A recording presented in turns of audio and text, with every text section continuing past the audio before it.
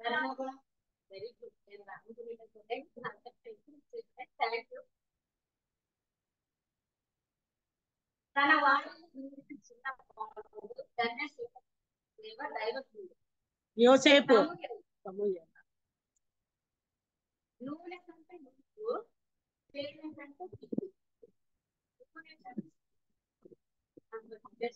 కొద్దిగా అదే అంటే కరెక్ట్ ఒకటి అదే అనేకులను పుట్టిన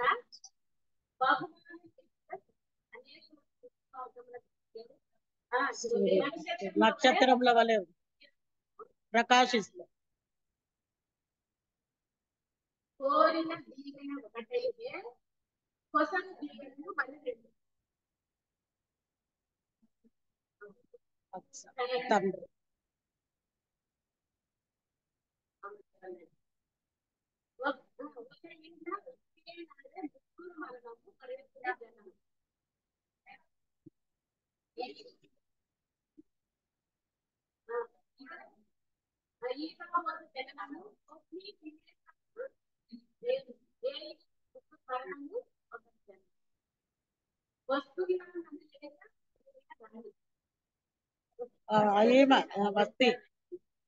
వస్తి సహాయపడతాడు. సింహాసనం వెళ్ళలేదు, పట్టణం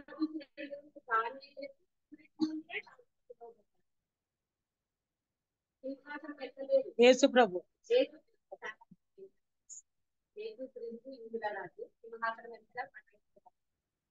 ఏదైనా పసిపాడు ప్రజలు పాలకులయ్యారు. మేనితో నిన్ను మనుగులు మేనితోనే ఏలియా హానోకు. Very good. ప్రభు యేసుకున్నది ప్రాణం గల పర్సు. ప్రభు యేసునకున్నది ప్రాణం గల పర్సు. చేప చేప చేప. వంట లేదు, వార్పు లేదు. డిన్నర్ అయితే డెలిషియస్. మన్నా మన్నా. 10 మంది స్త్రీలకు ఒక్కడే పతి బ్రతికి ఎండబట్టే విధవ స్థితి. Very good. దావీదు ఉపపత్నులు. ప్రాణం లేనివి రెండు మొరపెట్టాయని చూడు. రక్తము. Very good. ఇంకొకటి రక్తం. వెరీ గుడ్ అక్క. కూలి. యాకోబు 5:4 కూలి కూడా మోగు. నవమాసాలు మూగబోయిన నరుని నోరు. నవమాసాలు మూగబోయిన నరు. జకర్యా. Very good. పరగల్బాలు పలికినట్టి దైవ విరోధి, చిన్నవాని చేత జచ్చగా హతవిధి. గొల్యాతు. తిరిగి తిరిగి వచ్చాడు, తిప్పలు పడ్డాక వచ్చినందుకు మెచ్చాడు, మెచ్చి బహుమతినిచ్చాడు. తిరిగి తిరిగి వచ్చాడు, తిప్పలు పడ్డాక వచ్చినందుకు మెచ్చాడు, మెచ్చి బహుమతినిచ్చాడు. తిరిగి తిరిగి వచ్చాడు. చిన్న కుమారుడు దెబోరా. Very good. తప్పిపోయిన చిన్న కుమారుడు. 10వ భాగ ప్రస్తావన ఎందుగలదు 10వ బైబిల్లో? మలాకి 10వ భాగం. కామాంధుడయ్యాడు, కబోదిగా మారాడు. సాంసోన్. Very good. కనానీలలో కోడలిగా తగిన కన్య లేదాయే, బంధువుల పిల్లయే బహు ప్రీతి ఆయ. కనానీలలో కోడలిగా తగిన కన్య లేదాయ. రిబ్కా. కరెక్ట్. భార్యకు పేరిడే ఒక భర్త. భార్యకు పేరిడే ఒక భర్త. భర్తకు పేరిడే స్త్రీకర్త. భర్తకు పేరిడే స్త్రీకర్త. భార్యకు పేరిడే ఒక భర్త. స్త్రీకర్త. భర్తకు పేరిడే స్త్రీకర్త. అంటే భార్యకు పేరిడే ఒక భర్త. భర్తకు పేరిడే స్త్రీకర్త. దేవుడు కదా. ఆదాముకు దేవుడు పేరు పెట్టినాడు. ఆదాము వచ్చి భార్యకు హవ్వకి పేరు పెట్టి. ఎవరు చెక్కని స్తంభం ఉన్నది, నన్నే జ్ఞాపకం ఉంచుకోమన్నది. లోతు భార్య. రాజుకేమో జన్మదినం, ప్రభు భక్తునికి అది మరణ దినం.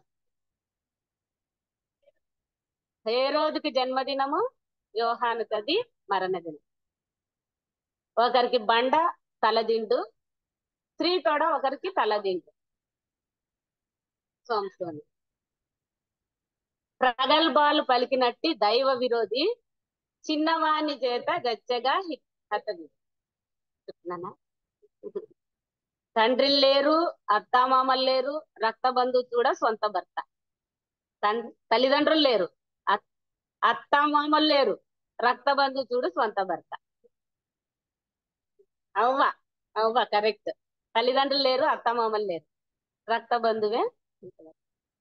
వయసు చిన్నది, సాక్ష్యమున మిన్నది. Very good. ఇస్రాయేల్ చిన్నది. భూపతి పాపంబు బయట పెట్టాడు, అందుకై తన తలను కోల్పోయినాడు. బాప్తిస్మిచ్చి యోహాను.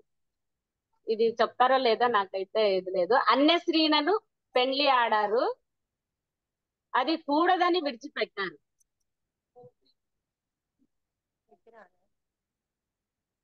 అదే నెహమ్యా వాళ్ళు.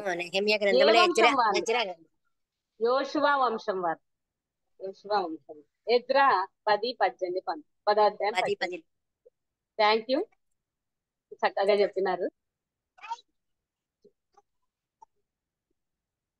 వాక్యదానంలో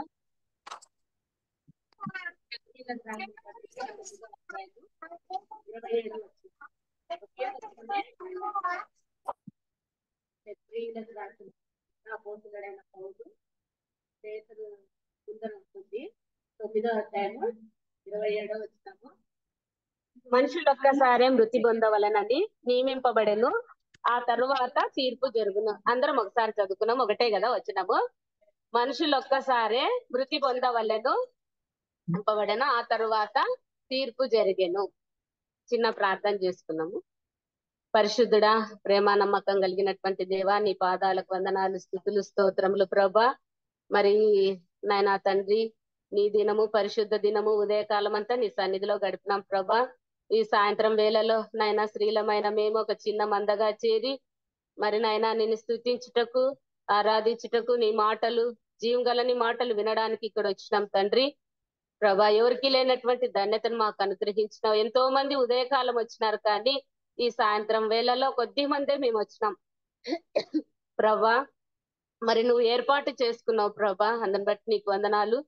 మరి నాయనా నా తండ్రి యేసయ్య, మరి వాక్యము చెప్తుండగా నాయనా నా తండ్రి, పనికిరాని దానిని, వట్టి దానిని, అయోగ్యురాలను, అపాత్రాలను ప్రభా మరి నన్ను నిలవబెట్టినారు తండ్రి.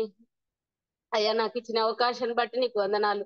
నన్ను ఖాళీ చేయండి ప్రభా, నా హృదయాన్ని, నా తలంపులను ప్రభా ఖాళీ చేసి అయా నీ మాటలతో నింపి అయా ఎంతో ప్రభా మరి నీ మాటలు వినాలని అయా నీ బిడ్డలు ఆశతో ఇక్కడికి వచ్చింటున్నారు నాయన.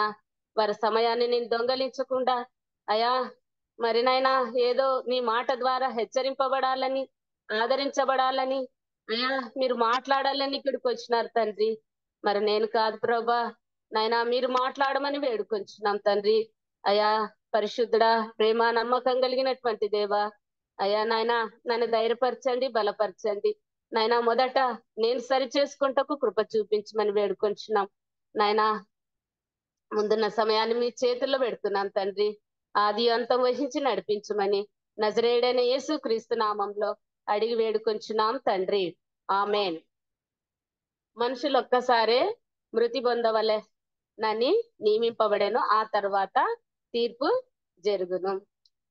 నాకు అంటే అంటే సెకండ్ సాటర్డే మీటింగ్ జరుగుతాయి కదా, చాలా సంతోషం అనమాట. నాకు ఒక పండగ లాగా ఎప్పుడు వస్తుందా అని నేను కాసుకొని ఉంటాను అనమాట. ఎప్పుడు సెకండ్ సాటర్డే వస్తుందా వినాలని చాలా ఆశ. ఎంతసేపు అయినా కూర్చోగలుగుతాను అనమాట. అంటే దేవుని సన్నిధి, ఆ వాక్యం అన్న అట్లా ఇష్టమే, కానీ ఇట్లా వాక్యం చెప్పాలంటే కూడా భయం అనిపిస్తుంది. అంటే ఇద్దరికి మొన్న కేజీ అంటే అన్నట్ల దేవుని వాక్యం రెండంచులు గల ఖడ్గము. వినడానికి అంటే వినేవాళ్ళు కూడా వాళ్ళు ఏమనంటే శ్రద్ధగా వినాలా, దాని ప్రకారం పాటించాలా, చెప్పే నేను మరి దాని ప్రకారం జీవించాలా. కాబట్టి ఇద్దరికి డేంజరే, ఇద్దరికి డేంజరే. కాబట్టి దేవుడు ఆశిస్తుండేది ఏమనంటే నా నుంచి మీ నుంచి ఏది విన్నామో దాని ప్రకారం జీవించాలని దేవుడు ఆశిస్తున్నాడు. కాబట్టి ఇవి రెండు ఇద్దరికి ప్రమాదమే. ఎంత వాక్యం అంటే అంత కష్టమే. ఇంత అంటే అబ్బా ఇన్ని విన్నామని గాని ఒక్కసారి అనిపిస్తుంది వినన్నారు వాళ్ళే ధన్యులేమో అనిపిస్తుంది. ఎందుకంటే దేవుడు లెక్క అడుగుతాడు ఒక రోజు, ఇన్ని వాక్యాలు ఉన్నావు దాని ప్రకారం జీవించకపోతే కష్టం అని. కాబట్టి దేవుని వాక్యం రెండంచులు గల ఖడ్గం కాబట్టి మీకు కష్టమే బోధించే అందరికీ ఎవరికైనా కానీ ఇక్కడ కష్టమే ఉంటుంది. కాబట్టి శ్రద్ధగా దేవుడు ఒక్కటే కోరుకుంటున్నాడు దాని ప్రకారం జీవించాలని. మనుషులు అడగకుండానే మూడు విషయాలు మనకి వాటిల్లుతాయి అన్నమాట. మనుషులు అడుక్కోకుండానే. నేను ఒకటి చెప్తాను, మిగతా మీరు రెండు చెప్పండి. ఆ జబ్బులు వస్తాయి అడక్కోకుండానే. ఇంకా రెండు మీరు చెప్పండి. మనుషులు అడక్కోకుండానే మూడు వస్తాయి అన్నాను. ఒకటి జబ్బులు, మనం ఏం అడగనక్కర్లేదు అవి నాకు రాండి అని. పుట్టిన బిడ్డ నుంచి అసలు బై బర్త్ లోనే రోగాలతో పుడుతున్నారు, చచ్చిపోయేంత వరకు ఏదో ఒక రోగం. మనిషి నేను బాగున్నానని చెప్పట్లేదు, ఏదో ఒక తలనొప్పితోనో దేనితోనే ఒకటి బాధపడుతుంటారు. నేను ఒకటి చెప్పినా మీరు ఇంకా రెండు చెప్పండి. ఒకటి జబ్బులు వస్తాయంటే అదే అడగకుండానే. మరణం, వెరీ గుడ్. మరణం మనం అడగనవసరం లేదు మరణాన్ని. నువ్వు ఎప్పుడు వస్తావు ఎప్పుడు అని. అది పుట్టినప్పటి నుంచి ఖచ్చితంగా ఏదో ఒక రోజు పుట్టినవాడు ఖచ్చితంగా మరణించవలసిందే కదా. ఇంకొకటి వృద్ధాప్యం. వృద్ధాప్యం మూడు మనం అడక్కోకుండానే మన జీవితంలో ఇవి జరిగిపోతాయి. వృద్ధాప్యము నువ్వు వస్తావనే మనం అడగనవసరంలే. ఖచ్చితంగా పుట్టినవాడు ఖచ్చితంగా ఏదో ఒక రోజు వృద్ధాప్యంలోకి వెళ్లాల్సిందే. కానీ ఒక్కొక్కసారి ఏమైతుందంటే బై బర్త్ అంటే పుట్టినప్పుడే చనిపోవచ్చు, మధ్యలోనే మిడిల్ వయసులోనే చనిపోవచ్చు, ఎప్పుడైనా చనిపోవచ్చు. కానీ ప్రతి ఒక్కరికి వృద్ధాప్యం అనేది అది వస్తుంది. కానీ వృద్ధాప్యం ఉన్నా గానీ మనుషులకు ఎట్లుంటుందంటే ఆ మనసు టీనేజ్ లాగే ఉంటుంది అనమాట. ఇప్పుడు నేనే అనుకోండి లోపల మటుకు ఇంకా టీనేజ్ లాగే అనమాట. ఆంటీ అన్న అంటే ఎవరు అంత లేడీస్ మరి ముఖ్యంగా కొద్ది బాధ అనిపిస్తుంది. కొద్ది ఒక్కొక్కసారి ఏమైతుందంటే కొద్ది ఉన్నా గానీ ఆంటీ అంటారు. నాది మీకు ఎట్లుంటదేమో గాని నాకైతే అంటే పల్లెటూరు అట్లా అన్నా గానీ అది మనం పట్టించుకోమన్నమాట. ఎందుకంటే వాళ్ళకి చదువు లేదు కాబట్టి అని. మామూలుగా ఉండేవాళ్ళు అదే పని అక్క అనేది ఆంటీ అనేది అని అంటే అది అంటే మనుషులకు ఎట్లుంటుందంటే మానవ మనస్తత్వము మనం వృద్ధాప్యంలో ఉన్నా మన మనస్సు అనేది యవనంగానే ఉండాలని కోరుకుంటుంది అనమాట. జబ్బులు మనకి అడిగి రావు అవి, కాబట్టి అవి ప్రతి ఒక్కరికి వస్తాయి. మరణము అనేది ఇంకా డెఫినెట్ గా ప్రతి ఒక్కరికి వస్తుంది ఎవరికైనా. అంటే ఇప్పుడే రావద్దు, నేను వస్తా అంటే తెలివైన వారికి వస్తుంది, నేను ఇంకా బాగా చదువుకోవాలా కొన్ని రోజుల చదువున్న వారికి వస్తుంది, పెద్ద ఉద్యోగం ఉన్నా అయ్యో అంత పెద్ద ఉద్యోగము రాజీవ్ గాంధీ అంత పెద్ద, ఎవరికైనా ఏ దేశంలో ఉన్నా వస్తుంది, ఏ ఊర్లో ఉన్నా వస్తుంది. మంచి చదువున్నా అందం ఉన్నా వస్తుందండి. ఒకసారి ఒకటి నేను చదివినాను ఎగ్జాంపుల్.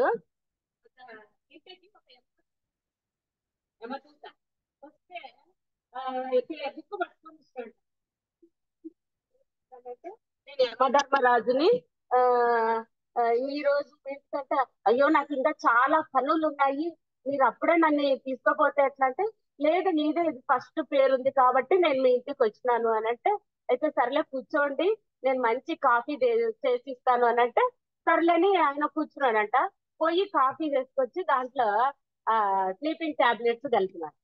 స్లీపింగ్ టాబ్లెట్స్ కలిపితే ఇస్తే ఆయన తాగి ఆ సోఫా మీద బాగా నిద్రపోయినట్ట యమధర్మరాజు. నిద్రపోతే ఈయన ఏం చేసినట్టు ఆ బుక్ తీసుకుని, అబ్బా నేను ఇంకా ఇల్లు ఇది కడుతున్నా దీనికి గృహప్రవేశం చేయలే అప్పుడే వచ్చేసింది అని చెప్పి ఆ పేరు కొట్టేసుకొని లాస్ట్ లో రాసుకున్నాడంట. లాస్ట్ లో రాసుకుంటే ఆ తర్వాత ఆయన యమధర్మరాజు లేసి, అబ్బా ఎంత మంచి కాఫీ ఇచ్చినావు, ఇంతవరకు ఎవరు నాకు ఇట్లా చేయలే, నువ్వు ఇది చేసినావు కాబట్టి చాలా థ్యాంక్స్, నువ్వు పనులు ఉన్నాయన్నావు కాబట్టి నేను లాస్ట్ నుంచి మొదలు పెడతాను, ఆ నువ్వు ఇది చూసుకోనంటే ఆ లాస్ట్ లో ఆయన పేరు ఉండే లోపల ఎంత ఇది అయిపోయాడు. అంటే అట్లా మరణాన్ని మనము తప్పించుకోలేమన్నమాట. చాలా చాట్ల చూస్తూ ఉంటాం. ఒకసారి భూకంపం వచ్చి బయటకు వచ్చింటే ఆ పోల్ ఇదైపోయి ఇట్లా ఇదైంది, ఏదో ఒక రూపంగా మనము మరణిస్తాం అనమాట. కాబట్టి మరణం అనేది ఎదుర్కొనేటప్పుడు ఒక్కొరు ఒక్కొక్క రకంగా ఎదుర్కొంటా అంటారు. అంటే నేను రాసిండే కొన్ని మీరేమైనా చెప్తారేమో. యాక్సిడెంట్స్ ద్వారా మరణం అయితా అంటది. ఇంకా యాక్సిడెంట్స్, జబ్బుల ద్వారా మరణిస్తాము. ఇంకా ఆ sudden deaths, heart attack sudden గా వచ్చినప్పుడు. ఇంకా ఆత్మహత్య, వెరీ గుడ్ అక్క. ఆత్మహత్య ద్వారా చనిపోతాం. ఇంకా మరణాలు ఆ ఆ, తాగుడు ద్వారా, వెరీ గుడ్ అక్క. అదే పొరబోతే. ఇంకా ఆత్మహత్య, హత్య, వెరీ గుడ్ శారా. ప్రకృతి సునామీ, కరోనా, మొన్న వచ్చింది. వరదలు విజయవాడలో మనకు వచ్చింది కదా అంతా. అదేంటి కరోనా. కరోనా ద్వారా చనిపోయినారు. ఇంకా భూకంపాలు, వరదల ద్వారా ఇట్లా రకరకాల మరణాలు అనేది చూస్తామన్నమాట. బైబిల్లో 3 రకాలైన మరణాలు ఉన్నాయి. కానీ ఇప్పుడు మనకి ఒక్కొరికి ఒక రకంగా మరణం ఇస్తారు. కానీ ఆ కొన్ని మరణాలు దేవుడే కలగజేస్తాడంట. అది భయం వేస్తుంది. అంటే కొన్ని మరణాలే, అన్ని మరణాలని కాదు. కొన్ని మరణాలు దేవుడే మరి చంపాలనుకుంటాడు. అంటే దేవుడే విరోధి అయిపోతే ఇంకా మన పక్క ఎవరు ఉంటారు, కష్టం కాబట్టి దేవుడు విరోధి అయ్యేంత వరకు మనము తెచ్చుకోకూడదు అనమాట. 3 మరణాలు. అది ఒకటి వచ్చి బైబిల్లో 3 మరణాలు. భౌతిక మరణం, ఫిజికల్ డెత్ అన్నమాట. అంటే భౌతిక మరణం అంటే ఈ శారీరక మరణం. మనము అంటే మన ప్రియుల నుండి వేరు చేయబడతాం. మన ప్రియులు అంటే మన తల్లిదండ్రుల నుంచి వేరు చేయబడతాం. మన పిల్లల నుంచి వేరు చేయబడతాము. నెక్స్ట్ భర్త నుంచి వేరు చేయబడతాము. మన బంధువుల నుంచి వేరు చేయబడతాం. మన స్నేహితుల నుంచి కదా. ప్రియమైన స్నేహితులు ఉంటారు కొంతమందికి, అందరికి ప్రతి ఒక్కరికి ఒక స్నేహితుల నుంచి వేరు చేయబడతాం. మనతో కలిసి పనిచేసే వారి నుండి వేరు చేయబడతాం కదా. మన ఊరి వారి నుంచి, మన వీధిలో వారి నుంచి మనము ఆ అంటే ఇంకా భూమిలో పాతి పెట్టబడతాం. ఇది శారీరక మరణము, ఫిజికల్ డెత్ అన్నమాట. మన సంఘస్థుల నుండి అయ్యో అనుకుంటా అంటాం, అయ్యో ఇంత సడన్ గా ఇట్లా ఇదైపోయింది, అయ్యో ఇట్లా అని చెప్పేసి. మరణం అంటే నాకు కొద్దిగా ఎక్కువ, ఈ మధ్యన ఎక్కువ చూస్తున్నాను కాబట్టి ఇది మరణం గురించి మాట్లాడాలని నేను అనుకున్నాను. ఎందుకంటే యాక్సిడెంట్లు కూడా ఎక్కువ అయిపోతున్నాయి అనమాట. మా వెహికల్ డ్రైవరు ఎక్కువ 100, 120లోనే పోతా ఉంటాడు. ఇక ఎక్కువ ప్రార్థనే ఉంటుంది అనమాట కదా. ఆ ఎక్కువ అదే దానికోసమే నేను మరణం గురించి ఇది చేసినాను. దేవుడు కొంతమందిని కావాలనే చంపేస్తాడు. మరి అట్లాంటప్పుడు చాలా కష్టం అన్నమాట. బైబిల్లో నేను కొద్దిగా రెఫర్ చేసినది ఒక 3, 4. చాలా మంది ఉన్నారు మనం ఎతుకుతే బైబిల్లో. అయితే దేవుడు కొంతమందిని ఒకటవ దినవృత్తాంతములు 10వ అధ్యాయము 13, 14 వచనం. 1వ దినవృత్తాంతములు గ్రంథము, దినవృత్తాంతములు 1వ గ్రంథము 10వ అధ్యాయం. ఎవరైనా చెప్తారా? సౌలు బిట్ అడుగుతున్నా. సౌలు సమూయేలు ఆత్మను రప్పించడం కోసం ఎవరి దగ్గర పోతాడు? కర్ణపిశాచాల దగ్గర. ఆమె ఏ ఊర్లో ఉంది? ఎందోర్. వెరీ గుడ్ అక్క. ఎందోర్ లో ఉంది. 10వ అధ్యాయము 13, 14.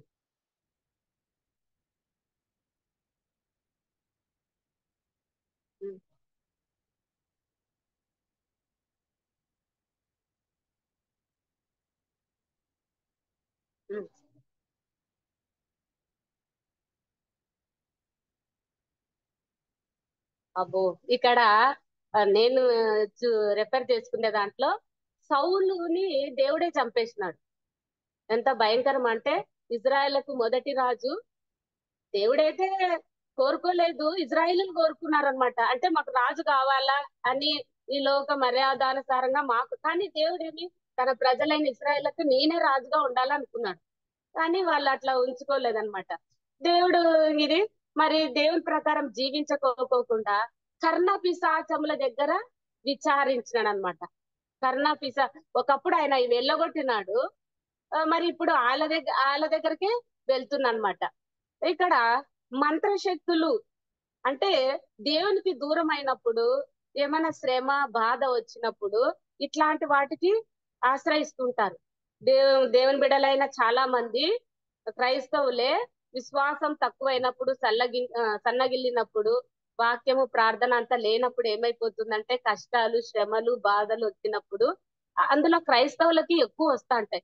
ఆ నిన్ననే విన్నాను, మా టీచర్ వాళ్ళ బంధువులు, మేడం మీ క్యాస్ట్ లో అదే దాంట్లో చేరినప్పుడు క్రిస్టియన్స్, మా వదిన వాళ్ళ అన్న వాళ్ళకి ఎన్ని కష్టాలు అంటే అన్ని కష్టాలు, ఎప్పుడైతే అది ఇచ్చిపెట్టేసి వేరే అదే దేవుని చేరే లోపల వాళ్ళకి ఎన్ని డబ్బులు వస్తున్నాయో ఏమో అని అంటుంది.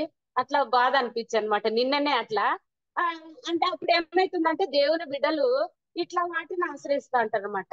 అంటే ఏమి, సౌలు లాగా కర్ణ పిశాచాల దగ్గర చాలా మంది ఆ భర్త కూడా మాట వినుకోకుంటే ఏం చేస్తారనంటే, హిందూస్ అనుకోవడం నేను విన్నానమాట, ఏమన్నా మంత్రాలు కట్టుకుంటే భర్త వాళ్ళ మాట ఈ వశం చేసుకునేటట్లు కూడా అవి ఉన్నాయంట. అది జరుగుతాయో జరగవో నాకైతే తెలియదు కానీ అట్లా అది ఉంది. ప్లస్ ఇట్లా ఏవో బాగా జరగాలని తాయత్తులు కట్టుకునేది ముస్లిమ్స్ కూడా కట్టుకుంటారు, హిందూస్ కూడా కట్టుకుంటారు, వాళ్ళు మెడలో వేసుకునేది. పూజారులు అంటే దేవుని బిడ్డలైన మనము ప్రత్యేకింపబడిన వారం కాబట్టి మనము అన్యుల ఆచారాల్లాగా పాటించకూడదు. మరి ఈ సౌలు మరి ఈ ఏమి శకనం వాళ్ళ కర్ణ పిశాచాలను ఆశ్రయించినాడు.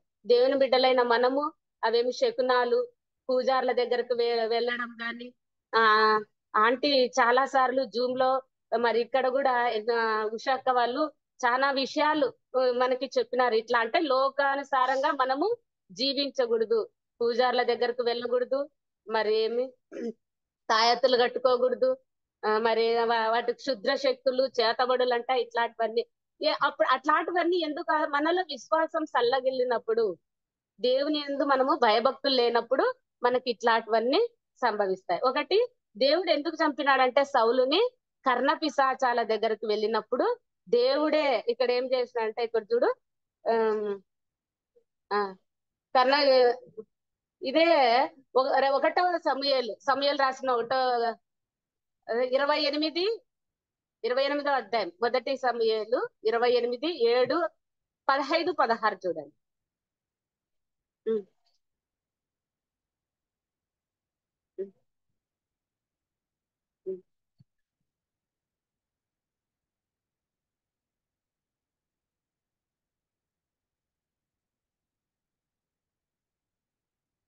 16 చదువు చేస్తే. ఉమ్,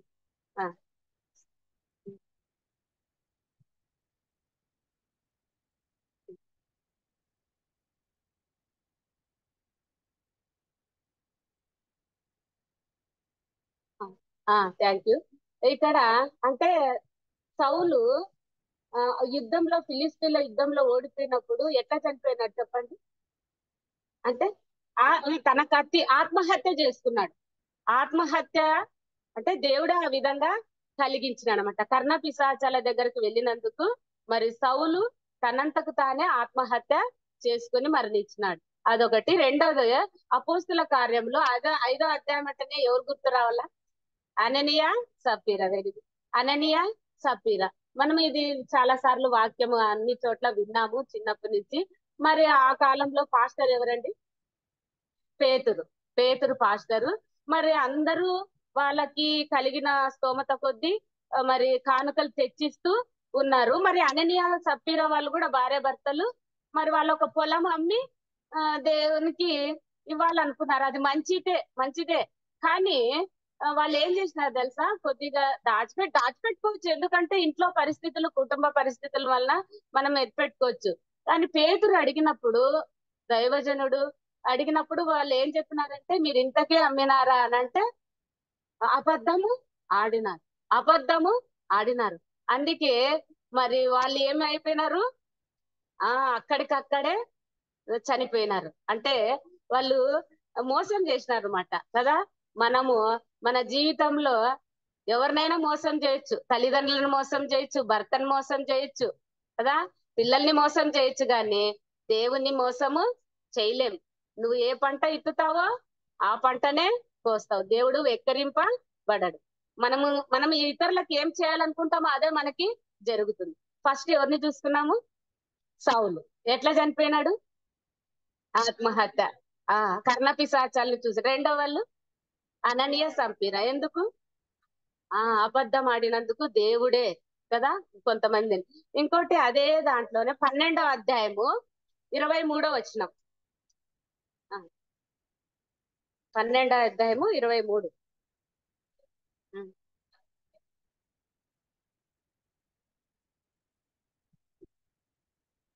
ఆ ఇక్కడ హేరోద్ అని అంటే మనకి అక్కడ కూడా యేసు ప్రభువుని చంపిన వాళ్ళు వస్తారు. కానీ మామూలుగా ఈజిప్ట్ రాజుల్ని ఏమంటారు? ఫరో. చిన్నప్పుడు అనుకుంటే ఆ ఫరో అట్లా బతికినాడే, ఆ ఫరో ఎట్లా అని అంటే నేను అనుకునేదాన్ని ఫరోలు అంటే ఈజిప్ట్ రాజులందరినీ ఫరోలు అంటారు. ఇక్కడ యూద రాజులందరినీ హేరోదు అని అంటారు. ఆ హేరోదు వేరే, యేసు ప్రభుని ఆ హేరోదు వేరే, ఈ హేరోదు వేరే అన్నమాట. మరి ఈయన ఆ ఏమి ఏమంటున్నారంటే ప్రజలు దేవుని స్వరమే, నువ్వు దేవుడే అని అన్నప్పుడు ఆయన సింహాసనం మీద మరి ఎంతో ఆనందించి ఇదైనాడు. అప్పుడు వెంటనే ఆయన ఏమి పురుగులు పడి చనిపోయినాడు. అంటే అంతవరకు బాగుండే వ్యక్తి అంత సడన్ గా ఎట్లా పురుగులు వచ్చినాయనంటే అది దేవుడు అనుమతి ఇచ్చినాడు అనమాట. అంటే ఆయనలో ఏముందనంటే ఇప్పుడు నువ్వు ఇంత గ్రేట్ ఇట్లా అని అన్నప్పుడు ఆయనలో ఏమొచ్చేసింది? గర్వం. గర్వం వచ్చేసింది. అంటే గర్వం వల్ల ఈయన చనిపోయినాడు. కాబట్టి ఈ లోకానికి కూడా ఫస్ట్ వచ్చిండేది ఏదనంటే గర్వమే. ఎవరి ద్వారా? లూసిఫర్ ద్వారా కదా గర్వపడింది. అది మనసులో అనుకునే దేవునికి తెలిసిపోయింది. కాబట్టి మనము మన ఉద్యోగాన్ని బట్టి గర్వపడుతున్నామా? చదువును బట్టి గర్వపడుతున్నామా? అందాన్ని బట్టి గర్వపడుతున్నామా? చీరలను బట్టి కొంతమంది అంటే నేను బాగా ఎక్కువ కడతా మంచి చీరలు అని కూడా ఉంటది. ఆ ఆ అంటే లేడీస్ కాబట్టి అనుకుంటా అంటాం, అబ్బా ఎంత మంచి చీర అట్లా అని. చీరలను బట్టి నాకు ఇన్ని చీరలు ఉన్నాయి, నేనే మంచిగా కడుతున్నా అందరికంటే అని అనుకునే వాళ్ళు కూడా ఉన్నారు.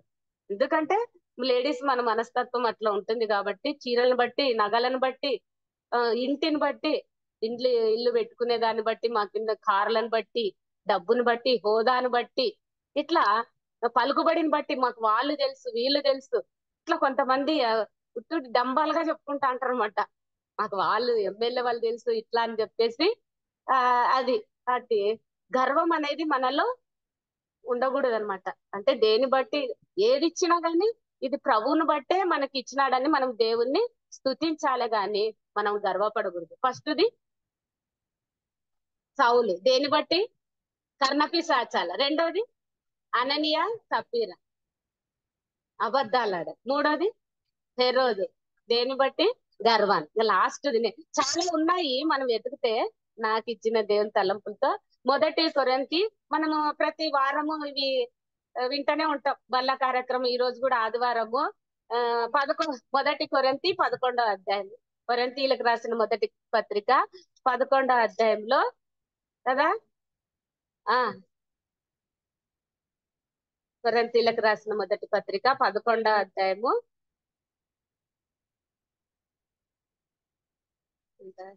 ఇక్కడ 29.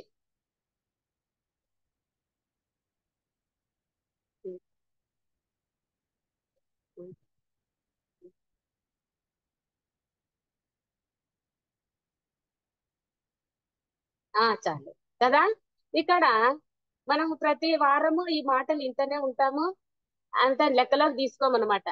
ఇంట్లో ఏం జరిగినా గొడవలు పడుతున్నా గానీ ఇక్కడ అందరు చూస్తారు కాబట్టి ఖచ్చితంగా తీసుకోవాలా. పక్కన వాళ్ళు మరి ఎందుకు తీసుకోవాలా, ఏందబ్బా అని అనుకుంటారు అన్నట్ల ఆ తీసుకుంటా అంటాం అనమాట.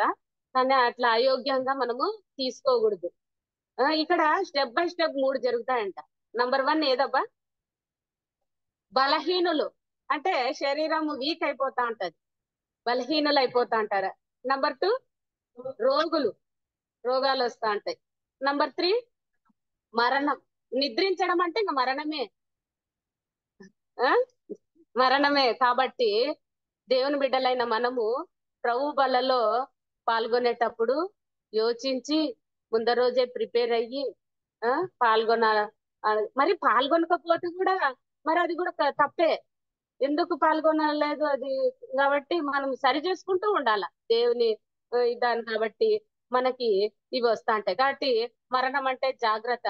మీకు మరణం అంటే అంటే ప్రతి ఒక్కరికి మరణం అంటే ఎప్పుడైనా బాధ కలిగినప్పుడు ఫస్ట్ లో నాకు చచ్చిపోతే బాగుంటుందబ్బా అన్నట్లు అయిపోతా ఉంటుంది. మీ జీవితంలో మీరు అనుకున్నారో లేదో ఒకసారైనా కానీ నేను అనుకున్నాను. ఆ కానీ ఒకసారి ఏమైందంటే చేప తింటున్నా, చేప ముళ్ళు మధ్యలో ఇరుక్కునింది అనమాట. అప్పుడు బాగున్నప్పుడు అమ్మా యేసయ్య ప్రాణం పోతాదేమో, తండ్రి బ్రతికించు నాయనా అని చెప్పి అంటే చచ్చిపోయేటప్పుడు అప్పుడు తెలుస్తుంది ప్రాణం విలువ. బాధలో ఉన్నప్పుడు చచ్చిపోతే బాగుంటుంది అబ్బా అన్నట్లు అనిపిస్తుంది కానీ ఆ అప్పుడు తెలుస్తుంది. అంతెందుకు, నేను మోహన్ రావు అంకుల్ వాళ్ళ ఆ aunty Sushilamma aunty, Leelamma aunty వాళ్ళ భర్త ప్రకాశం అంకులు మా ఇంటి ఎదురింగే అనమాట.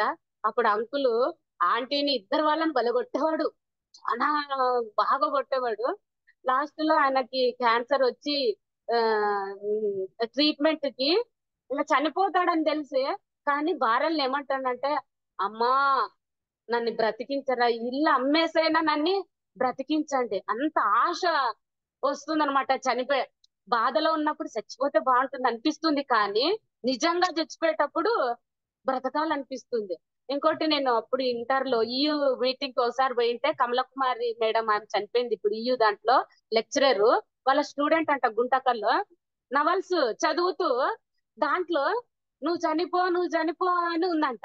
నువ్వు చనిపోనంటే ఆ పాప ఏం చేసింది, ఇంటర్మీడియట్ పాప కిరోసిన్ వేసుకొని కాల్చుకునింది. ఇంకా అందరు స్టూడెంట్స్ మరుసటి రోజు మేడం అంత పోతే, ఎందుకమ్మా నువ్వు ఇట్లా చేసుకున్నావు అని అడిగితే, మేడం దాంట్లో అది నవలు చదువుతా అంటే సైతాను ప్రేరేపణ అట్లా చేస్తుంది, చనిపో చనిపో అని అంటే నేను అట్లా కాల్చుకున్నా, నాకు ఏమి ఇది లేదు మేడం, నాకు ఎచ్చైనా బ్రతకాలని ఉంది, డాక్టర్లకు చెప్పి బతికించరా అని అన్నాడు.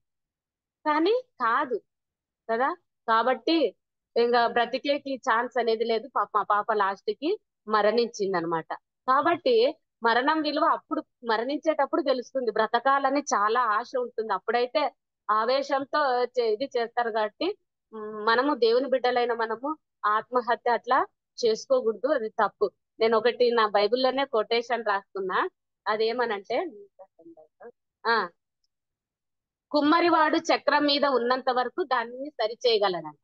కుమ్మరివాడు చక్రం మీద ఉన్నంత, ఎండినాక దానిని సరి చేయలేడు కదా.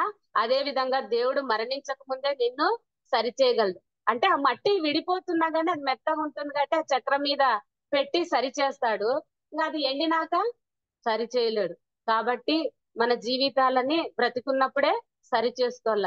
నాకు ఈ చిన్నప్పటి నుంచి ఎవరన్నా మరణించినారంటే భలే బాధ. వాళ్ళ ఇంటి దగ్గర పోయేది, అక్కడ కూర్చునేది, వాళ్ళతో పాటు నేను ఏడ్చుకుంటూ ఉండేది అనమాట. అట్లా ఆ ఏడ్చి ఏడ్చి ఇట్లా కళ్ళు ఇట్లా అయిపోతుండే అనమాట. మరణిస్తే కూడా సమాధుల దగ్గర పోయేది, అన్ని పేర్లు చదివేదే. ఎప్పుడైనా కానీ అయ్యో ఈ ఆంటీ చనిపోయిందా, వీళ్ళు చనిపోయి అంత చిన్న వయసే, అయ్యో ఈయన ఇట్లనే ఇట్లా అని అనుకొని ఇది చేస్తాంట. అంటే మనము బర్త్డే ఫంక్షన్స్ కి పెళ్లిళ్ళకి పోయినా పోకపోయినా పర్వాలేదు, మరణము అన్నప్పుడు వాళ్ళ పోతే మనకి ఈ జీవితం అనేది అంటే వ్యర్థము అన్నట్ల తెలిసిపోతుంది అనమాట. ఇది ఆధ్యాత్మిక మరణం. అంటే శారీరక మరణం, మన ప్రియుల నుంచి మనము వేరు చేయబడతాం. శారీరక మరణంలో భూమిలో పాతి పెట్టేస్తాం, ఏదో జబ్బుల దానా, వృద్ధాప్యం ధారణ, యాక్సిడెంట్స్ ద్వారా ఇట్లా. దేవుడు అందరినీ దేవుడు చంపడు, కొద్ది మందిని కొద్ది రకాలుగా మనం చెప్తాం. రెండోది వచ్చి స్పిరిచువల్ డెత్, ఆధ్యాత్మిక మరణం అనమాట. అంటే ఇక్కడ ఏమైతుందనంటే, మనం మొదటి దాంట్లో మన ప్రియుల నుండి వేరైతాము. ఇది ఆధ్యాత్మిక మరణం అంటే దేవుని నుంచి వేరైతాం. అక్కడ మనం ఆదాము అవ్వలో ఫస్ట్ వాళ్ళు దేవునితో ఎంతో సహవాసం ఉండేవాళ్ళు కదా. ఎప్పుడైతే వాళ్ళు పాపం చేసినారో దేవునికి దూరం అయిపోయినారు. దే ఆ దేవునికి దూరం అయిపోయినారు అనమాట. మరి తర్వాత కయ్యూను తప్పు చేసినప్పుడు, పాపం చేసినప్పుడు మనిషికి దూరం అయిపోయినారు, దేవునికి దూరం అయిపోయినారు, మనుషులకే దూరం అయిపోతున్నారు అనమాట. శత్రుత్వము, కోపము, ఇవన్నీ మనుషులకే ఇప్పుడు మనం చూసుకుంటున్నాము. మనుషులకి విరోధం అయిపోతుంది అనమాట. ఇక్కడ ఏమైపోతుందంటే స్పిరిచువల్ డెత్ లో మనము దేవునికి దూరం అయిపోతాం. ఆది కాండము 2వ అధ్యాయము 17వ వచనం. ఆది కాండము 2వ అధ్యాయం 17వ వచనం. ఇది తాత్కాలికమైన ఎడబాటు అన్నమాట. 2వ అధ్యాయం 17వ వచనం.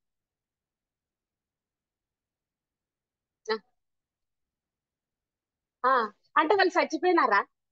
పండు తిన్నా చచ్చిపోలే, చచ్చిపోలేదు అని అంటే ఏమి? అంటే దేవునితో సహవాసం, సంబంధము తెగిపోయింది అనమాట. దేవునితో సహవాసము తెగిపోయింది. మరి దాన్ని సరి చేసుకోవాలనంటే అంటే రక్తం చిందించబడాలా ఇదే కదా. అంటే మరి దాన్ని సరి చేసుకోవచ్చు. ఈ స్పిరిచువల్ డెత్ అనేది తాత్కాలికమైనదే. అంటే మనం మరీ దేవుని దగ్గరకు పోయినప్పుడు, దేవా నన్ను క్షమించు ఇదైనప్పుడు ఇది వస్తుంది. ఇంకోటి ఆ లూకా సువార్త 15వ అధ్యాయము 24వ వచనం. లూకా సువార్త 15:24.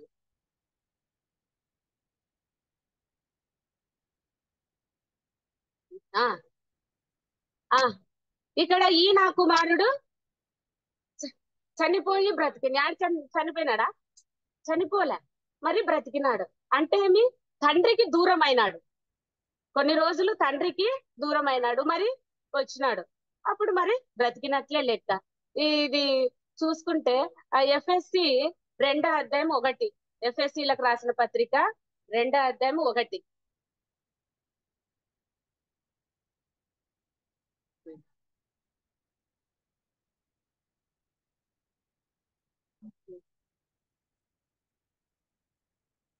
అంటే మనము పాపం చేసినప్పుడు చచ్చిన వారితో సమానం. ఆదాము అవ్వ పాపం చేసినారు, వాళ్ళు చచ్చిన వారితో సమానం. తప్పిపోయిన కుమారుడు కూడా తండ్రి నుంచి దూరం అయినాడు, చచ్చిన వానితో సమానం. దేవుడు ఇక్కడ ఏమంటాడు? అపరాధములు పాపముల చేత మీరు చచ్చిన వారై ఉండగా ఆయన మిమ్మును క్రీస్తుతో కూడా బ్రతికించెను కదా.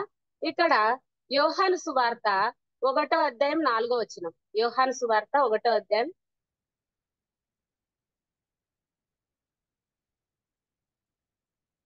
ఆ మనం చచ్చిన వారం. అంటే ఇప్పుడు మనమంతా బ్రతికినాం అనుకో, దేవుళ్ళో ఉన్నాం కాబట్టి మనము ఆత్మీయంగా బ్రతికినట్లే లెక్క. ఒక్కోసారి చచ్చిపోతా ఉంటాం. ఎందుకంటే కష్టాలు బాధలు వచ్చినప్పుడు తప్పిపోతా ఉంటాం. మానవుడైనా మీరు మంటివారని నేను జ్ఞాపకం చేసుకుంటున్నాను కాబట్టి మనము పొరపాట పడతా అంటాము, లేస్తా అంటాము అని మాటి మాటికి మనము తప్పులు చేయకూడదు అనమాట. ఇక్కడ 1వ అధ్యాయం 4వ వచనం, ఆయనలో జీవం ఉండెను, ఆ జీవము మనుషులకు వెలుగై ఉండెను. ఆయనలో జీవం ఉంది, మనం చచ్చిపోయినాం. ఇప్పుడు ఎవరు? ఆదామవ్వ చచ్చిపోయినారు, తప్పిపోయిన కుమారుడు కూడా చచ్చిపోయినారు. మనం ఎట్లా బ్రతకాల? మన అపరాధముల చేత పాపముల చేత చచ్చినాం కాబట్టి మనం బ్రతకాలంటే సైన్స్ లో అది గ్రాఫ్టింగ్ గా ఏమంటారు కదా, అంటు కట్టడం. అంటే ఒక చెట్టు బాగా పూలు పండ్లు పూస్తుంది అనుకో, ఏమి పూలు కాయలు పండని చెట్టుకి ఏం చేస్తారు? దాన్ని అంటు కడితే ఇట్లా కోసి ఆ రెండింటిని కట్టి పాతి పెడితే అప్పుడు దాని లక్షణాలు దీనికి వస్తాయి. ఇప్పుడు మనం ఏం చేయాలా? ఎవరితో అంటు కట్టబడాలా? చచ్చిన మనము యేసుతో అంటు కట్టబడాలి. అప్పుడు అంటు కట్టబడినప్పుడు చచ్చిన మనకు జీవం వస్తుంది కదా. అప్పుడు నువ్వు క్రీస్తు వల్లే జీవిస్తావు అనమాట, నువ్వు చచ్చిపోయినా. ఇక్కడ తప్పిపోయిన కుమారుడిలో లూకాసు వార్త 15:18-20. లూకాసు వార్త 15:18-20.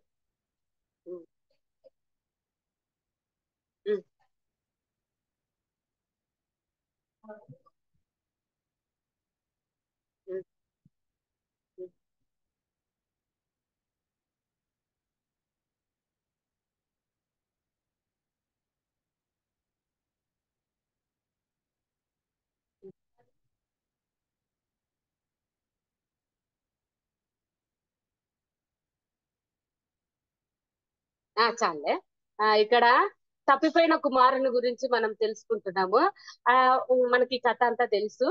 వాడు ఏమనుకుంటున్నాడంటే ఆ పందులు పొట్టు తినేటప్పుడు, నా తండ్రి ఇంత ఎంత ధనం ఉంది, వాళ్ళు పని వాళ్ళు కూడా అంత మంచిగా తింటున్నారు, నేను ఈ పందుల పొట్టు తింటున్నాను, మరి వాళ్ళ బుద్ధి వచ్చేసింది.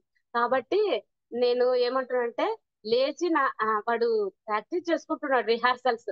నేను అక్కడ పోయి మా నాన్నతో ఇట్లా మాటలు చెప్పాలని ముందుగానే ఆ ప్రాక్టీస్ చేసుకుంటాడేమి.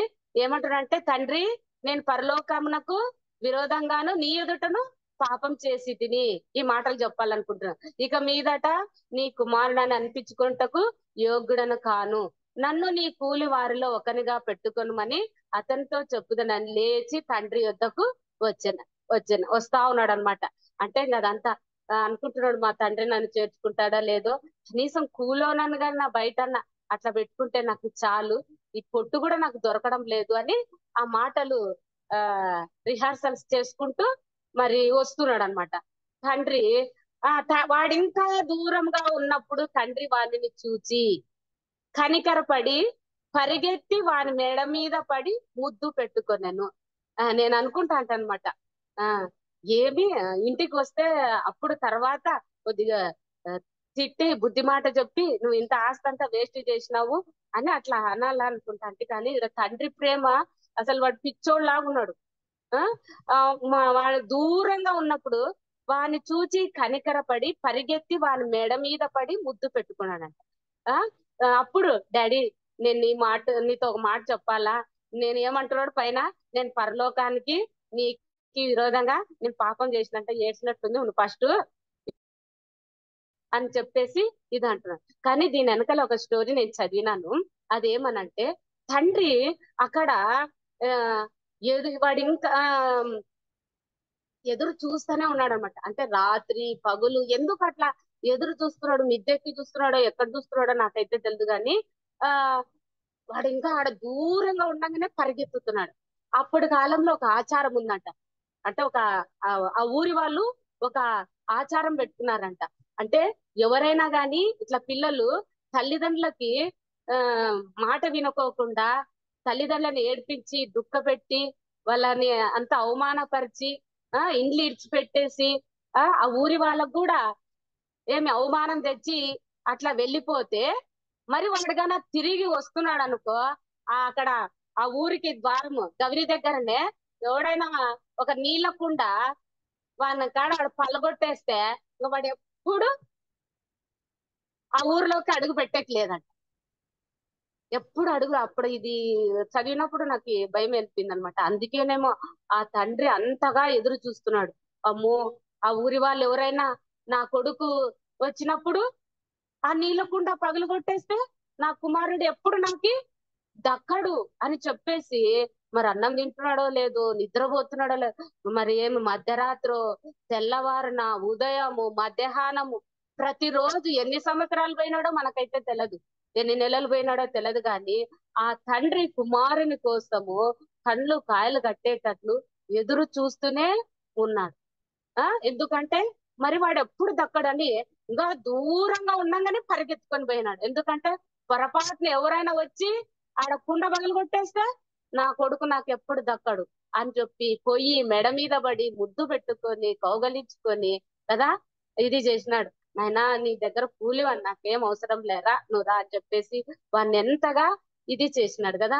మరి ఈ తండ్రి లోకరీతిగా తండ్రినే అంత ఎదురు చూస్తున్నాడు తిండి లేక కదా, పండ్లు కాసేటట్లా రాత్రి అనక పగులనక ఊరికి ఎప్పుడన్నా చిన్నపిల్లలకి జ్వరాలు వచ్చినప్పుడు ఒక పూట మేల్కునేట్లా అట్లే ఇదైపోయి సోలిపోయి సొలిసిపోతాంటాం సొక్కిపోతాంటాం అనమాట. తిండిలా ఎట్లా అయిపోతాంటాం అంటే అట్లా. కానీ ఈ తండ్రి ఆ కుమారుని కోసము అంత ఎదురు చూస్తున్నాడు అనమాట. మన ప్రియ ప్రభువు కదా, మరి ఆయన ఎట్లా ఊరికి ఈయన చూస్తున్నాడు. కానీ మన తండ్రి అయితే నిలబడి చేతులు చాచి కదా మరి దినమెల్లా ఆ మరి మన కోసం ఎదురు చూస్తూ ఉన్నాడు కదా, వస్తావేమో వస్తావేమో అని చెప్పేసి ఆ దేవుని దగ్గరికి మరి ఆయన అట్లా రావాలని చెప్పేసి మరి ఆయన కోరుకుంటున్నాడు. తప్పిపోయిన కుమారుడు అని అంటాం గాని అక్కడ ఎవరు ప్రేమ కనిపిస్తుంది? తండ్రి ప్రేమ కదా. అది తనకి పేరు పెట్టొచ్చు, తండ్రి ప్రేమ కథ అని చెప్పేసి. తప్పిపోయిన కదా ఎంత ప్రేమించినాడు చెప్పు. అంత వాడు దుర్మార్గుడు చెడ్డవాడు తల్లిదండ్రులను అంతా ఇది చేసి అవమానం తెచ్చినోనికి మరి తండ్రి అంతగా ప్రేమించినాడు. మన ప్రియ తండ్రి మనల్ని జన్మింపజేసినాడు, మనల్కి జీవాన్ని ఇచ్చినాడు, మరి రక్షణని ఇచ్చినాడు. మనం ఇంకా ఎట్లా మనం కృతజ్ఞత ఉన్నాం కాబట్టి మనం కూడా మరి తప్పిపోయానంటే మరణించి ఇది స్పిరిచువల్ డెత్. అప్పుడప్పుడు మనం ప్రతి ఒక్కరు సహజమే ఎంత గొప్ప దేవుని బిడ్డలే పడిపోతా అంటారు. IEM లో థియోడర్ విలియమ్స్ అనే అంకులు ఆ ఆయన ఆ సంస్థని స్థాపించినాడు. ఆ సంస్థనే స్థాపించినాడు. మరి ఆయన అట్లా నేను ఒకసారి అప్పుడు చిన్నప్పుడు ఇంటర్మీడియట్ లో గుంటూరు పోయింటి. గుంటూరు పోయినప్పుడు ఒక ఆమె పంజాబ్ ఆమె ఒక 25 years భలే చక్కగా ఉంటుంది. ఆమెతో ఆయన ఇదవుతున్నాడు. IEM సంస్థ 1965 లో స్థాపించిన ఆయననే పక్కకు పెట్టేసేసిన అనమాట. అంటే సైతానుడు ఒక్కొక్కసారి అట్లా చేసేస్తా అంటాడు అనమాట దేవుని బిడ్డలు. కానీ దేవుడు మరి తిరిగి వస్తే ఎటువంటి వారినైనా దేవుడు మరి మనల్ని తన దగ్గరికి రప్పించుకుంటాడు. మనం ఫస్ట్ ఏదని చెప్పిన మరణము అంటే శారీరక మరణము. అది ఎక్కడి నుంచి? మన ప్రియుల నుంచి మనము వేరు చేయబడతాం. రెండవది ఆధ్యాత్మిక మరణము, స్పిరిచువల్ డెత్. ఎవరి నుంచి? దేవుని నుంచి మనం వేరు చేయబడతాము. కానీ మనము ఆయనతో అంటు కట్టబడితే ఆయనలో ఉండే జీవము మనలోకి వస్తుంది కదా. ఇక్కడ మనము ఆదాము అవ్వని చూస్తున్నాం. వాళ్ళు చచ్చిపోయినారు అంటే దేవునితో సంబంధం తెగిపోయింది, మరి తిరిగి కనెక్ట్ అయినారు. తప్పిపోయిన కుమారుని గురించి మనము తెలుసుకున్నాం. మూడవది ఏమనంటే రెండవ మరణం. రెండవ మరణము ప్రకటన గ్రంథము 20 అధ్యాయము 14 వచనం. ప్రకటన గ్రంథము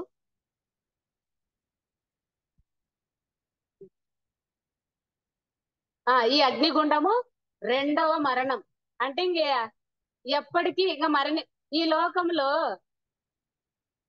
మరణిస్తామనుకో ఇంకా ఆ అగ్నిగుండం ఇంకా నిత్యము ఎప్పుడు కాల్తనే ఉండాలి. అది రెండో మరణం. మొదటి మరణం వచ్చి ఈ లోకంలో మరణిస్తాం. రెండవది వచ్చి అగ్నిగుండం అనమాట. దీనికి ఎగ్జాంపుల్ లూకాసు వార్త 16 అధ్యాయము 23 వచనం.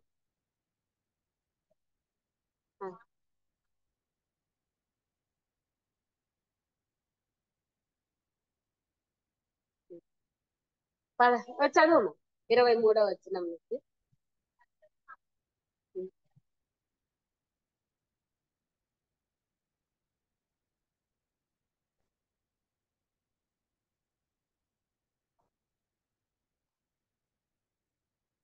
కేకలు వేసాను. ఇక్కడ మనము రెండవ మరణం గురించి చెప్పుకుంటున్నాము. ఆ అంటే ఇక్కడ అగ్నిగుండం. మొదటి మరణము శారీరక మరణము, ఇది రెండవ మరణము. అంటే ఇంక మరణించము, ఎప్పుడు మనము కాల్తనే ఉండాలన్నమాట. ఇక్కడ ధనవంతుడు లాజర్ కథ చూసుకుంటాము. ధనవంతుడు ఈ లోకంలో బాగా హ్యాపీగా సంతోషంగా మరి జీవించినాడు. లాజర్ అయితే కదా ఎంతో కురుపులతో ఇదైనాడు. కానీ పరలోకంలో ఆ ఇక్కడ ధనవంతుడు ఎక్కడ బాధపడుతున్నాడు చెప్పండి? ఇక్కడ నరకంలో అప్పుడే పోరు. పాతాళంలో బాధపడుతున్నాడు. ఆ పాతాళం అనేది ఇక్కడ వెయిటింగ్ పీరియడ్ అన్నమాట. అంటే ఆ పాతాళం అనే దానికే ఆయన అంత బాధపడుతున్నాడు. ఇంకా నిత్య నరకం అని అంటే ఇంకా అది వేరే, అది వెయిట్. ఇక్కడ మనం ఏమంటారు, ట్రైన్ వచ్చేంత వరకు వెయిటింగ్ రూమ్ ఇస్తారు మనకి. ఆ వెయిటింగ్ రూమ్ లో కూర్చొని తర్వాత ఇట్లా అయినా ఇక్కడ కూడా వెయిటింగ్ పీరియడ్. పాతాళంలో ఒక్కసారి ఎందుకో మరి పైన చూసినాడు. చూసే లోపల ఎవరు కనిపించినారు? పైన అబ్రహాము, లాజరు. అసలు ఎంత పైన ఉంటది, పాతాళం ఎక్కడ ఉంటది? మరి అంత బాగా చూసినాడు. పైకి చూసి అబ్రహాముని గుర్తించి లాజర్ని గుర్తించి, నేను ఈ మంటలకి యాతన పడుతున్నాను కదా, నీ ఏళ్లతో చిటికినేళ్లతో నీళ్లు పంపియనంటే, నో ఒక్కసారి ఇంకా మరణించినాక మేము ఇక్కడికి వచ్చేకి లేదు, మీరు అక్కడ, అప్పుడు నేను యేసుని నమ్ముకుంటాను, రక్షింపబడతాను అవన్నీ అంటే కుదరదు. అయిపోయింది ఇంకా, అంతే, చాప్టర్ క్లోజ్. ఇంకా ఒక్కసారి నువ్వు మరణించినావనుకో ఇంకా అంతే. కాబట్టి అబ్రహం అనుకుని ఉంటాడు, ఒక్క రోజన్నా భూమి మీద ఉన్నప్పుడు పైన చూసినాడా? చూసింటాడు కదా, ఎంత ఎంజాయ్ చేసుకుంటున్నాడు ఈ లోక రీతిగానే. కానీ లాజరు దేవుని పైన, మన కన్నులు ఎప్పుడు పై వైపుకే ఉండాల. కాబట్టి ఇక్కడ దేవుని బిడ్డలకు వెయిటింగ్ పీరియడ్ అది చనిపోయినాక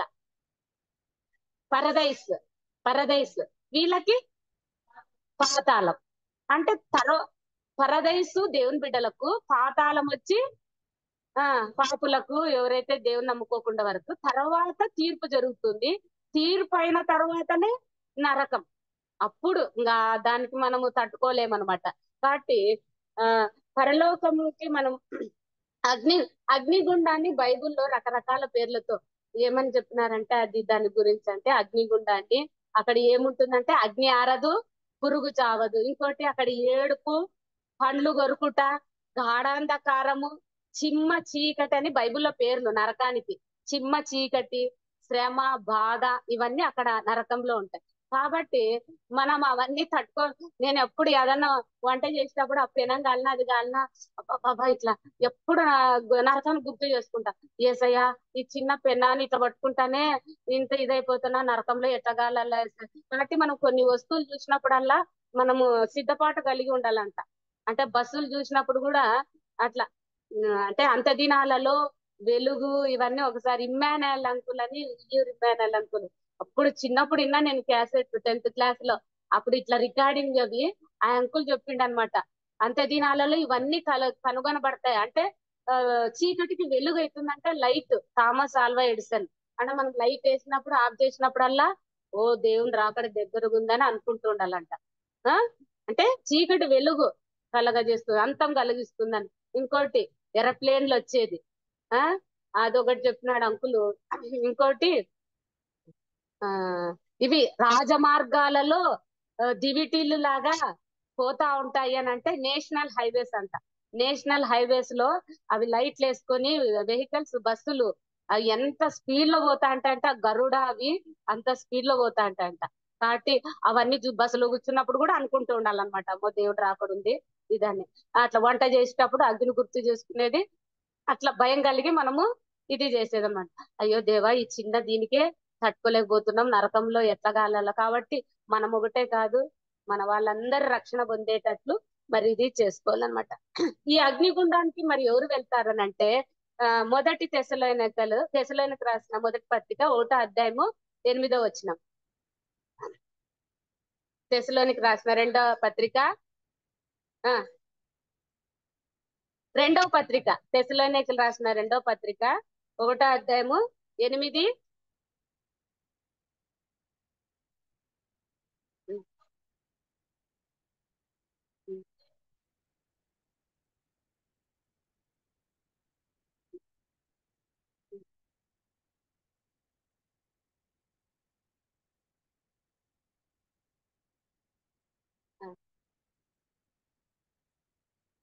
చాలే. అట్టివారు అని ఉంది కదా, ఇక్కడ చూడండి 10వ అధ్యాయము అంటే 10వ వచనం 3వ లైన్లో అట్టివారు. అట్టివారు అని అంటే ఏమనంటే మనం 8వ 5లో ఏమి దేవుని ఎరగని వారికిని మన ప్రభు అయిన యేసు సువార్తకు లోబడిన వారికిని. ఇక్కడ ఎవరెవరికంట? దేవుని ఎరగని వారికి, సువార్త లోబడిన వారికి నరకము ఉందంట. కాబట్టి మనమంతా దేవుని ఎరిగినాము కానీ లోబడకపోతే నరకమే, అదొకటి. రెండోది యోబు గ్రంథము 17వ అధ్యాయము 2వ వచనం. యోబు కీర్తనలకు ముందర 17వ అధ్యాయము. ఆ ఎవరికంట? ఎగతాళి. అంటే దేవుని బిడ్డల్ని చూసినప్పుడు హిందూస్ చాలా మంది ఎగతాళి చేస్తా అంటారు అన్నమాట కదా. మరి ఇండ్లల్లో కూడా ప్రార్థన చేస్తా అంటే కదా అత్తలు ఎగతాళి చేసేది, లేకుంటే అత్తల్ని కోడన్లు ఎగతాళి చేసేది. మన కొలీగ్స్ దేవుని బిడ్డలైన మనల్ని ఆ ఎగతాళి చేస్తూ ఉంటారు అన్నమాట. మీ దేవుడు వస్తా ఇదే ఎగతాళి. నంబర్ 1 ఎవరికమ్మా? ఫస్ట్ది లోబడిన వారికి, దేవుని ఎరగని వారికి. రెండోది ఎగతాళి చేయవారికి. మూడోది మత్తయి సువార్త 13వ అధ్యాయము 41. మత్తయి సువార్త 13:41.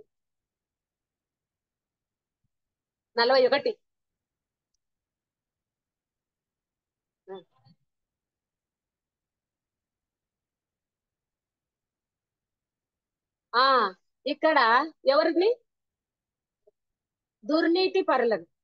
ఆ దుర్నీతి పరులను అంట మరి నరకంలో వేస్తాడనంట. అంటే నీతి మంతులు అంటే ఒకే దూతలు ఏం చేస్తారంట 41లో వారాన్ని రాజ్యంలో ఆటంక సకల దుర్నీతి పర సమకూర్చి అగ్నిగుండంలో పడవేయుదురు. దుర్నీతి కదా, దుర్నీతికి ఆపోజిట్ నీతిమంతులు అన్నమాట. అంటే మామూలుగా కలిసి ఉంటారు ఒకే ఇంటిలో. నీతిమంతులు ఉంటారు, దుర్నీతులు ఉంటారు. ఈ దేవదూతలు ఏం చేస్తారంటే ఏరుతారు.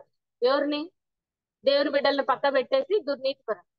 అంతెందుకు దేవుడు రెండో రాకుండా నరకంలో ఎవరంటే సంఘంలోనే ఉంటారు. దుర్నీతి పరులు ఉంటారు, నీతిమంతులు ఉంటారు. దూతలు ఏం చేస్తారు? నీతిమంతుల్ని పక్కకు పెట్టేసి ఇది చేస్తారు. ఒక ఊరిలో దుర్నీతి మంతులు నీతిమంతులు ఉంటారు. దేవదూతలు ఏం చేస్తారంట? వేరు చేస్తారనంట. ఇంకోటి యోబు 24:19. యోబు యోబు గ్రంథము 24:19.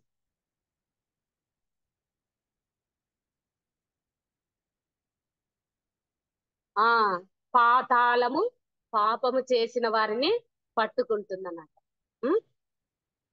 ఇక్కడ అంటే పాతాళము పాపము చేసిన వారని అంటే మనం క్రైస్తవులైన మనమే ఆ చాలా లోపాలు ఉంటాయి. ఎట్లా అంటే లంచం తీసుకోవడము. ఆ, ఇప్పుడు అంటే టెక్నాలజీ పెరిగింది కాబట్టి హోమోసెక్స్, ఆడవాళ్ళు ఆడవాళ్ళే, మగవాళ్ళు మగవాళ్ళే. ఆ నేను అక్కడ కనేకల్ బాయ్స్ హై స్కూల్లో చదువుతున్నా. అక్కడ హాస్టల్ ఉంది. ఆ మగపిల్లలు చాలా ఫాస్ట్ ఉన్నారు. మగపిల్ల అంటే అట్లా వాళ్ళు అంత క్లోజ్ అటాచ్మెంట్ అంటే భయం అవుతుంది. అంటే ఇక్కడ చూస్తున్నాం, ఎక్కడో అమెరికాలో విన్నాం కానీ ఆ ఇక్కడ 6th క్లాస్ పిల్లల్ని పెద్ద పిల్లలు ఏం చేస్తారంటే ట్రాప్ చేస్తారనమాట. అట్లాంటివి ఎందుకంటే సెల్లులు వచ్చేసినాయి. అందులో గవర్నమెంట్ ఇంత ముందు ట్యాబ్లు ఇచ్చేసేసింది. ఆ ట్యాబ్లు ఇచ్చేసి ఇప్పుడు ఆ ట్యాబుల ఆ పిల్లలు 600 పెడితే చాలంట అన్ని ఏవనే ఎక్కించుకోవచ్చు. ఆ అక్కడ పోయేది కంపల్లో పోయేది అవన్నీ చూసుకుంటుండే. ఆ కాబట్టి యవన బిడ్డలైన మనము మన పిల్లలు ఏం చూస్తున్నారు ఏమనేది కాబట్టి యవనస్తుల కోసం మనము భారంగా మరి ప్రార్థన చేయవలసిందిగా ఉంది. ఎందుకంటే ఎక్కువగా ఇప్పుడు ఇట్లా అశ్లీల చిత్రాలు కదా సెల్లులో పాపము ఒకప్పుడు బయట చేస్తాను, కానీ ఇప్పుడు ఎక్కడ పోనవసరం లేదు, చేతిలోనే ఉండి కదా చూడకూడని దృశ్యాలు ఇట్లాంటివన్నీ వస్తున్నాయి. కాబట్టి పాపము పాతాళం వారిని పట్టుకుంటుంది. నెక్స్ట్ ప్రకటన 20:15. ప్రకటన గ్రంథము 20:15 లాస్ట్ లో ఉం.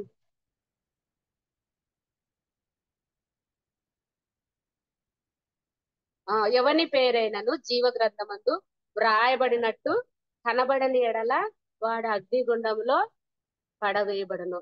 దేవుని కృపను బట్టి మనందరి పేర్లు జీవ గ్రంథంలో లిఖించబడినాయని అనుకుంటున్నాను. ఇంకా ఎవరి పేరైనా రాయిపోతే ఇక్కడ ఈ లోకంలో ఒకప్పుడు ఆధార్ కార్డు లేకోకుండా ఉంటుండే, కానీ ఇప్పుడు ఆధార్ కార్డు లేకోకుంటే ఏది చెల్లదు. కాబట్టి ఖచ్చితంగా ప్రతి ఒక్కరు చిన్న పిల్లలు పుట్టినప్పటి నుంచి ఆధార్ కార్డ్ ని అప్డేట్ ఖచ్చితంగా చేసుకోండి. అంటే ఈ లోకంలో ఉంటే ఆధార్ కార్డ్ లో మన పేరు ఉంటది, రెడీ పెట్టుకుంటాం. ఇంకా ఓటర్ లిస్ట్ లో 18 years పైన వస్తే ఓటర్ లిస్ట్ లో మన పేరు ఉందా లేదా అని చూసుకుంటాం. ఇంకా చర్చిలో మనది పేరుందని రిజిస్టర్ చేసుకుంటాం. కానీ జీవ గ్రంథంలో మన పేరుందా లేదా చూసుకోవాల. ఇక్కడ లేకపోయినా పర్లే, కానీ జీవ గ్రంథంలో మన పేరున్నట్లు చూసుకోవాలన్నమాట. ఇంకోటి ప్రకటన 21:8.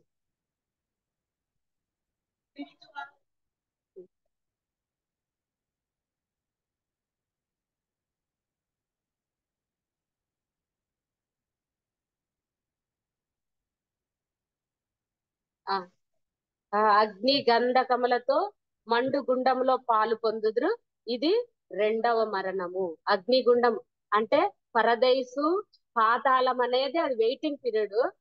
తర్వాత తీర్పు జరుగుతుంది. మనం అందరికి ఇదైనప్పుడు తీర్పు జరిగిన తర్వాత అగ్నిగుండం. నాకు భయం అవుతుంది, నేను రానంటే అగ్ని వచ్చి పట్టుకొని లాక్కొని పోతుంది అనమాట. 20:10 చూడండి. 20:10.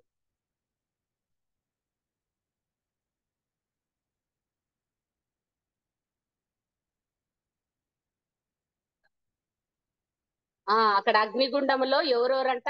అపవాది, క్రూరముగము, అబద్ధ ప్రవక్తలంతా ఆ అగ్నిగుండములో మరి వాళ్ళు ఉంటారంట. కాబట్టి మనకి దేవుడు సమయం ఇచ్చినప్పుడే ఒక్కోసారి తప్పిపోతా అంటాము, మరి మన జీవితాలని సరి చేసుకుంటూ మరి దేవుని దగ్గరికి రావాల. కాబట్టి మనం దేవుని బిడ్డలైన మనము అప్పుడప్పుడు స్పిరిచువల్ డెత్ అని అంటే స్పిరిచువల్ డెత్ అని అంటే ప్రార్థన లేకుండా వాక్యంకి దూరం అయినప్పుడు దేవునికి దూరం అయిపోతాం. కాబట్టి దేవుని ఉగ్రతకు గురైనామనుకో సౌలు లాగా. రెండోది మనం చూసుకున్నాం అననీయ సప్పీరా. మూడోది హేరోదు. హేరోదు లాగా. ఇంకొకటి మనం చెప్పుకున్నాం. మొదటిది సౌలు ఎట్లా చంపబడినాడు? కర్ణపిశాచాలతో కదా. కర్ణపిశాచాలు అంటే కాబట్టి మనం ఈ లోకంలో ప్రత్యేకించబడిన వారం కాబట్టి మనము ఆమ్, నాకు కొత్తలో పెళ్ళయ్య మా అత్త వాళ్ళు క్రిస్టియన్సే కానీ అన్ని కొద్ది హిందూ ఆచారాలు అనమాట. మా నాన్న ఎప్పుడు ఒక క్యాలెండర్ కూడా మాకు హిందువులది లేకోకుండా అన్ని క్రిస్టియన్ క్యాలెండర్లు ఎప్పుడు అంత అవసరం లేకుండా పెళ్ళైనాక మా అత్త అమాస ఈ రోజు, పుణ్యం ఈ రోజు అని అంటే నాకు చిన్నప్పుడు బుక్కులో చదువుకున్నది. పుణ్యం అంటే చంద్రమామ పెద్దగా అవుతాడు అనమాట. అమావాస్య అని అంటే చీకటి ఉంటదని. కొత్తలో పెళ్ళైనప్పుడు మా అత్తకి ఎట్లా తెలుసు అబ్బా బయట పోయి చూస్తుందా పున్నం ఇంత పెద్దగా వస్తాడా, ఎట్లా ఇది ఇంత బాగా చెప్తుంది ఈ రోజు పున్నమి, పౌర్ణమి అని చెప్తుంది, ఈ రోజు అమావాస్య ఇట్లా అని చెప్తుంది, ఎట్లా తెలుస్తుంది అబ్బా అనుకున్నాను. అయితే ఒక రోజు సుశీల ఆడ క్యాలెండర్ తగిలిచ్చిండే తిట్టాను. అద్దెంత ఇద్దేస్తా ఆడ చుక్కలు ఉండే అనమాట దానిల మీద. ఈ రోజు అమావాస్య ఈ రోజు పున్న, ఓ అబ్బా ఇట్లనా, ఇన్ని రోజులు నేను సంవత్సరం రోజుల నుంచి అమావాస్య పున్నమంటే బయట పోయి చూస్తుందా, ఎట్లా చందమా పెద్దగా వస్తాడు, ఎంత బాగా అనుకుంటూ చాలా నాలెడ్జ్ ఉందని అనుకుంటాను. క్యాలెండర్ దే అని అంటే అది చూస్తే ఆడ చుక్కలు ఉంటాయి అనమాట. అయ్యో అని అందుకే ఇప్పుడు చాలా మటుకు ఆ క్యాలెండర్లు నాకి మా అత్తకి గొడవలంటే ఇట్లాంటివి అనమాట. ప్రకారం పాటించాలా ఇట్లా అని చెప్పేసి చాలా మటుకు దేవుని దయ వలన అన్ని తగ్గిపోయినాయి. నన్ను ఆ ఇంటికి పోయినాకనే మా అత్త వృద్ధాప్యంలో మా మామయ్య, మా అత్త తమ్ముడు, ఆ మా అత్త తమ్ముని భార్యలు ఇద్దరు అంతా 5 మంది బాప్తీసం ఇక్కడే తీసుకున్నారు. మాకు సిగ్గొస్తుంది సుశీల అంత వయసులో ఎట్లా తీసుకోవాలంటే, కాదత్తమ్మ ఏం తీసుకోలే ఏం పర్లేదు అని చెప్తే వాళ్ళ 5 మంది తీసుకున్నారు. కానీ ఈ లోకరీతిగా ఉండే కదా ఎక్కువ అట్లా ఆచారాలు అన్నమాట. ఏమైనా అంటే ఇప్పుడు పండగ అని అంటే ఆంటీ వాళ్ళు చెప్తాంటారు కదా, ఇంకా వాళ్ళు పండగ అంటే వాళ్ళు ఇచ్చే ఓలిగలు ఎన్ని ఇస్తారు సుశీల, ఆ ఇస్తే 4 ఇస్తారు. మన కడుపు నిండుగా చేసుకుంటే ఉంటే ఉన్నట్లేమ్మా చేసుకుందామని ఆ ఓలిగల పని అంటే పొద్దున్న నుంచి సాయంత్రం వరకు తెగదు తెల్లారు. ఎంత పని అంటే ఊరికి కొనుక్కొచ్చుకునేది మేలు అనిపిస్తుంది. అందుకే ఇప్పుడు తగ్గించేది చాలా కష్టం ఓలిగల పని. వేరేవన్నా ఈజీ గాని అట్లా అని అప్పుడు ఏమంటే కొత్త కదా అత్త మామలకి లోబడాలది అట్లే ఇది చేస్తా అంటనమాట. ఇప్పుడు చాలా మటుకు అవన్నీ లోకాచారాలన్నీ ఇదైపోయినాయి. పర్లేదు మా ఇంట్లో ప్రతి ఒక్క రోజు ఫ్యామిలీ ప్రేయర్ జరుగుతుంది. ఏమంటే ఇంకా ఆమె కొద్దిగా సీరియల్ పిచ్చి ఎక్కువ ఉందన్నమాట. నాకు పొద్దు పోదు కదా మన కాదా అసలు నిజం మా అత్త చనిపోతాదని అనుకున్నా నేనైతే.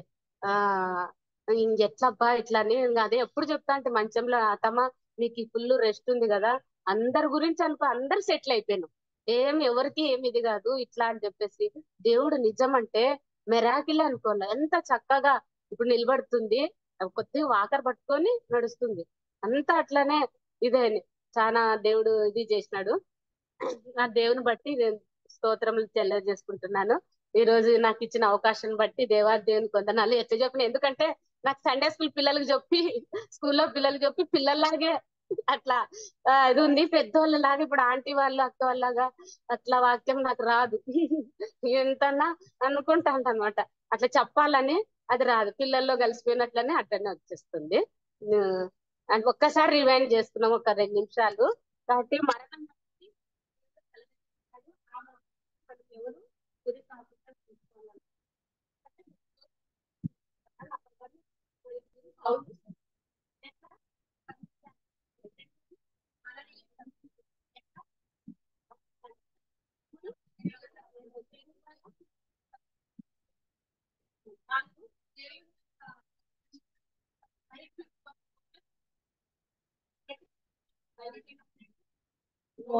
నిద్రిస్తా ఉన్నారు.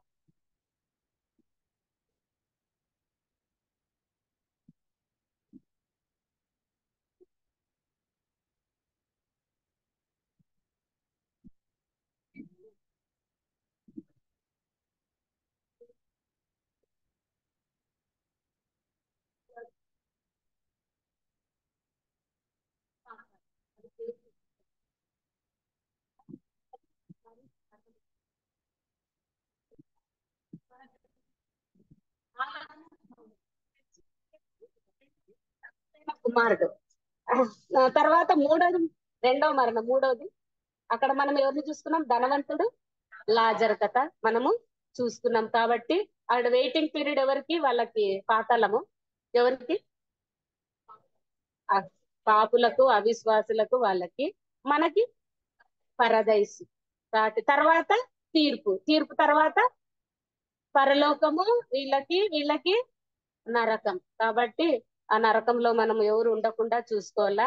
ఆ ఎవరు వెళ్తారంటే అగ్నిగుండంలోకి ఒకటి చెప్పిన ఫస్ట్ది లోబడని వారు, ఎరగని వారు. రెండోది లోబడని వారు, అది ఆ దుర్నీతి పరులు. ఇంకోటి చెప్పిన యోబు గ్రంథంలో ఎగతాళి కదా, దేవుని బిడ్డల్ని ఎగతాళి చేస్తా అంటారు అన్నమాట. ఎగతాళి చేయవారు, ఆ పాపం చేయవారు, పాపం చేయవారు పాతాల మీద అవుతుంది కదా. కాబట్టి మన జీవ గ్రంథంలో ఎవరు పేరు రాయకపోతే వాళ్ళు. కాబట్టి అన్నిట్లో మన పేరు ఇక్కడ ఉంది. ఈ లోకంలో మనకు అన్నిట్లో ఉంది. ఆధార్ కార్డ్ లో ఉంది, ఓటర్ లిస్ట్ లో ఉంది, చర్చ్ రిజిస్టర్ లో మన పేరు ఉంది.